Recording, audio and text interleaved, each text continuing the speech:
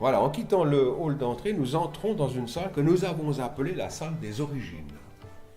Alors elle est toute petite, elle est très exiguë, mais cette exiguïté nous plonge directement dans le monde du XIIIe siècle, de ces Suisses du XIIIe siècle, oui, qui étaient vraiment totalement coincés. Vous avez une carte du géographe du roi Samson qui date du XVIIe siècle et sur laquelle nous pouvons voir la position de ces Suisses à l'origine. Alors c'est au centre, là, sur la carte, hein, c'est ces fameux pays forestiers, totalement sujets du Saint-Empire romain germanique. Aucun droit, aucune liberté. La justice est pratiquée par un bailli qui vient de l'extérieur, souvent un Autrichien d'ailleurs. Et ces peuplades sont totalement soumises à un empire, le Saint-Empire romain germanique, qui s'étend du nord à l'est et une partie au sud. Et ces gens n'ont aucun droit. Alors, qu'est-ce qui va se passer? Ils vont plusieurs fois tenter de se révolter au XIIe siècle. Et au début du XIIIe siècle, une opportunité, une fenêtre va s'ouvrir qui va leur permettre de gagner de la liberté, c'est que la succession pour le Saint-Empire pose problème. Il y a des bagarres entre les différents princes et cette vacance du pouvoir impérial va permettre à ces peuplades de gagner une liberté en servant l'un ou l'autre de ces princes. Et heureusement, ils vont bien choisir, parce qu'ils vont servir le prince qui va gagner la succession à l'Empire. Et pour les récompenser, eh bien, ils vont gagner ce qu'on appelle l'immédiateté impériale, qui leur donne le droit de se gouverner eux-mêmes. Ce n'est pas l'indépendance, c'est seulement un droit de se gouverner soi-même. De plus, leur problème, c'est que économiquement, ils sont complètement asphyxiés du fait de leur position au centre des Alpes. Si on regarde le beau tableau de Briner que nous avons en face de nous, qui représente le lac des Quatre Cantons, on voit très bien où étaient ces peuples au fin fond des montagnes. Et puis si on regarde le tableau, on voit une vallée en face de nous. Eh bien cette vallée, elle descend vers le sud, mais elle est infranchissable à un point précis, c'est vers les gorges de la Chelonane, qui sont absolument infranchissables. Heureusement, ces peuplades, qui sont des peuplades de paysans, en été, grimpent dans les montagnes pour amener leurs troupeaux à l'estive. Et en amenant leurs troupeaux dans les montagnes, ils vont rencontrer en été d'autres peuplades qui viennent du Haut-Valais, les Walser, qui eux, comme je l'ai dit, donc, ont déjà rencontré les gens du nord de l'Italie par le col du Simplon qui est plus ou moins aménagé et par le col du Grand Saint-Bernard qui lui est déjà un col fortement pratiqué puisqu'il a été aménagé dès l'Empire de Rome. Et ces Walser vont raconter à nos forestiers que leur problème de pouvoir passer à travers cette gorge d'Échelon est faisable seulement en construisant un pont. Et ils vont les mettre en contact avec des maçons du nord de l'Italie qui, eux, savent construire ce genre d'ouvrage. Et en 1230 environ, ils vont jeter ce pont sur les gorges de la Chelonone. Alors c'est quelque chose de monstrueux et on se demande comment est-ce qu'ils ont réussi un tel exploit qui défie toutes les lois de la nature. Enfin, grâce à cet ouvrage, ils vont aménager la route du Gothard et descendre sur la Léventine, qui vont conquérir en l'espace d'une centaine d'années. Et ils vont rencontrer à ce moment-là, eh bien, les gens de Milan, les gens de Venise, les gens de Gênes, des villes libres, extrêmement riches, puisqu'elles commercent avec tout l'Orient à travers la Méditerranée. Et la grande chance de cette route du Gothard, c'est qu'elle raccourcit la route commerciale entre le nord et le sud de l'Europe de presque un tiers de distance. Auparavant, il fallait passer par la vallée du Rhône ou par les cols autrichiens, le Brenner, etc., qui sont beaucoup plus longs et qui surtout sont taxés énormément par les princes qui gouvernent ces régions. Alors nos Suisses, appelons-les nos Suisses, eh bien eux vont avoir l'intelligence de ne pas trop taxer et en l'espace de quelques décennies, une grande partie du commerce international va emprunter cette route du Gothard, ce qui va enrichir considérablement ces régions et leur donner le goût de dire, après tout, c'est nous qui l'avons faite, cette route, on va garder le bénéfice pour nous au lieu de le redistribuer en impôts à l'empereur du Saint-Empire. Et c'est ce qui va se passer, et petit à petit, eh bien, on va se taper la main en disant on va se protéger pour gagner notre liberté.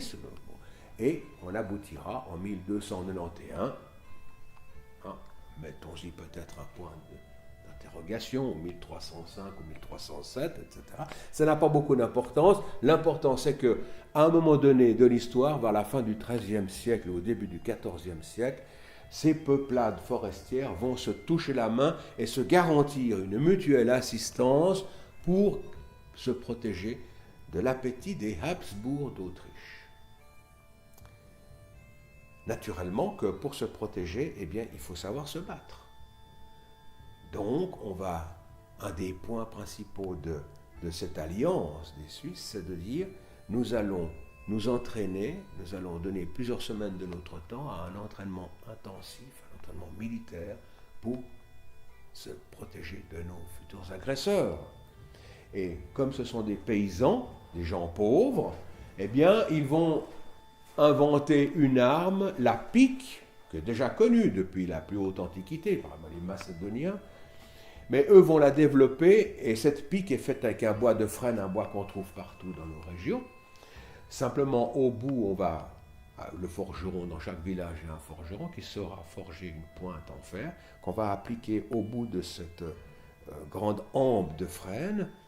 Et l'atout principal de ces Suisses, c'est que de la pique qui fait normalement 4,80 m, eux vont la porter à 6 mètres de longueur. Pourquoi? Parce que les Suisses sont uniquement des fantassins, ils vont qu'à pied. Et en face d'eux, les armées qu'ils vont rencontrer comme ennemis, ce sont des armées à cheval. Alors l'atout principal de cette pique de 6 mètres de long, c'est que les Suisses vont former des carrés pour se protéger dans le combat. Ces carrés, ils tiennent leur pique, chaque homme tient sa pique à la verticale, on est sur le champ de bataille, et au moment où l'armée ennemie arrive, donc avec des centaines de chevaux, des milliers de chevaux, au moment où les chevaux qui sont lancés en plein galop pour leur rentrer dedans, eh bien on abaisse la pique qui fait 6 mètres de long, et un cheval au galop ne peut pas s'arrêter, et il vient s'empaler dans les piques des Suisses. C'est de cette façon qu'ils vont gagner la plupart des grandes batailles qui vont leur permettre d'agrandir petit à petit leur région jusqu'à faire de 3 cantons forestiers au départ, arriver en quelques 150 ans à une confédération de 13 cantons, avec l'entrée d'Appenzell en 1513 dans la confédération, cette confédération qui va durer jusqu'à la révolution helvétique de 1798.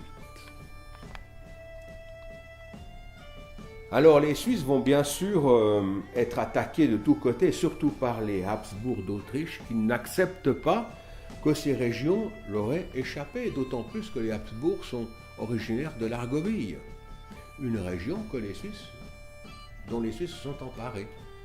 Et ça, pour les Habsbourg, ça ne va pas, donc il va y avoir plusieurs guerres, plusieurs batailles entre ces Suisses et les Habsbourg d'Autriche. La plupart de ces grandes batailles vont être gagnées par les Suisses, Morgarten, etc. Et la Suisse va alors apparaître comme étant une grande puissance militaire au cœur de l'Europe. Et il y a un monsieur qui va se rendre compte de cette puissance des Suisses, c'est le futur roi Louis XI de France, qui va les rencontrer en tant que commandant de l'armée royale de son père Charles VII en 1444 à la bataille de Saint-Jacques sur la Birse. On ne va pas raconter toute l'histoire parce que ce serait trop long. Cette guerre des Suisses, à ce moment-là, est entraînée par le fait que le comte de Toggenburg est décédé. C'est une grande région à l'est de la Suisse. Le comte de Toggenburg est décédé sans descendance et plusieurs cantons suisses veulent absolument s'emparer de ce comté, qui est très important puisqu'il donne accès aux cols autrichiens. Alors, à ce moment-là, le problème, c'est que ça va poser une dissension entre les Suisses. Zurich veut absolument s'emparer du comté de Teutoburg, de même que Glaris, Zug, etc. Et les Suisses vont entrer en guerre les uns contre les autres. Zurich va demander l'aide de l'empereur du Saint-Empire romain germanique, le pire ennemi des Suisses. Et comme l'empereur du Saint-Empire est incapable de venir aider les Suisses, il va demander, curieusement, l'aide de qui? De Charles VII de France. Et Charles VII de France est tout à fait content parce qu'il vient de signer la paix avec l'Angleterre qui met fin à la guerre de 100 ans. Et il se retrouve dans son royaume avec plus de 50 000 lansquenets allemands qu'il ne peut pas payer parce que le royaume est entièrement ruiné après ces années de guerre. Et la demande de l'empereur du Saint-Empire arrange bien Charles VII. Il s'est dit, oh, voilà, la bonne façon d'éloigner ces 50 000 gaillards qui m'embêtent et qui ruinent mon pays, puisque ces gens se payent sur le pays.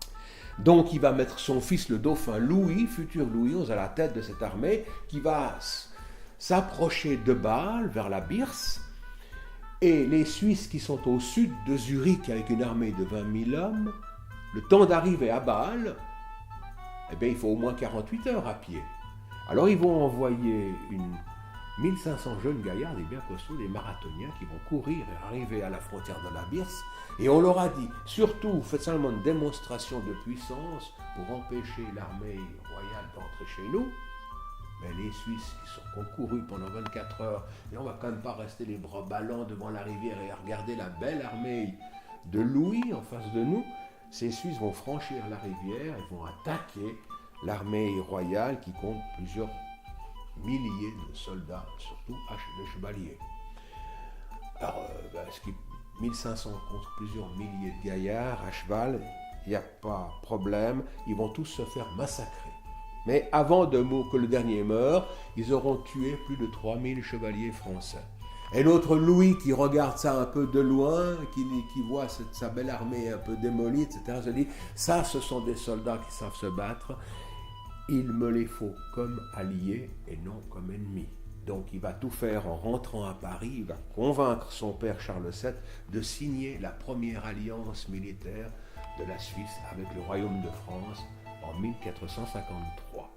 S'en suivront, au cours des siècles, plus de 100 alliances militaires entre la Suisse et la France, qui portera, comme on l'a dit au début, à plus de 1 million de soldats suisses au service de la France, jusqu'en 1847. Alors passons quelques décennies, et ces Suisses qui sont au service de la France, un jour, bien sûr, il va y avoir un problème, c'est que nous avons au Valais, un monsieur qui s'appelle le cardinal Schinner, qui lui a obtenu son comment est-ce qu'on pourrait appeler ça? Pas son grade. Alors passons sur l'histoire et quelques décennies, et à un moment donné, la Suisse, qui a gagné beaucoup de batailles, s'est emparée de toute la Levantine, de tout le Tessin, est descendue jusqu'à Côme, a envahi une partie du nord de la Lombardie. Et ces Suisses, qui gagnent beaucoup de batailles, ont de l'appétit et ont envie d'aller jusqu'à Milan, pourquoi pas, jusqu'à Gênes après tout, s'emparer de toutes ces régions. Et ils sont encouragés par un monsieur qui s'appelle Mathieu Schinner, qui est un Valaisan. Donc le Valais à l'époque ne fait pas partie de la Confédération, mais est un pays allié de la Confédération, mais tout en étant une principauté qui fait partie du Saint-Empire romain germanique. Et Mathieu Schinner est monté sur le trône épiscopal de Sion, donc il est prince-évêque du Valais. Et comme il dépend du Saint-Empire romain germanique et qu'il est fidèle à l'empereur, eh bien il va réussir à convaincre les Suisses de rompre leur alliance avec la France de Louis XII pour s'allier au pape Jules II et au Saint-Empire pour chasser les Français qui, eux, se sont emparés de Milan quelques années auparavant. Ce qui va entraîner la Suisse dans une catastrophe qui s'appelle la bataille de Marignan, le 13 et 14 septembre 1515. Alors passons sur l'ensemble de la bataille. Les Suisses vont être défaits, ils vont laisser presque 10 000 morts sur le terrain, dans une bataille qui a duré 2 jours, donc chose tout à fait exceptionnelle à l'époque, contre les 35 000 soldats de François Ier et surtout ces 70 canons qui vont les pulvériser complètement. Heureusement, François Ier est un homme intelligent malgré sa jeunesse et il fait un peu comme notre futur Louis XI quelques décennies auparavant. Il a vu ces Suisses se battre courageusement et il se dit, il me les faut aussi comme alliés. Donc il va tout faire. Il va mettre une année de négociations pour arriver au mois de novembre 1516 à signer entre son royaume et la Confédération helvétique la paix perpétuelle de Fribourg, qui est une des rares paix qui a duré plus de 500 ans puisqu'elle est toujours en vigueur aujourd'hui, elle n'a jamais été dénoncée.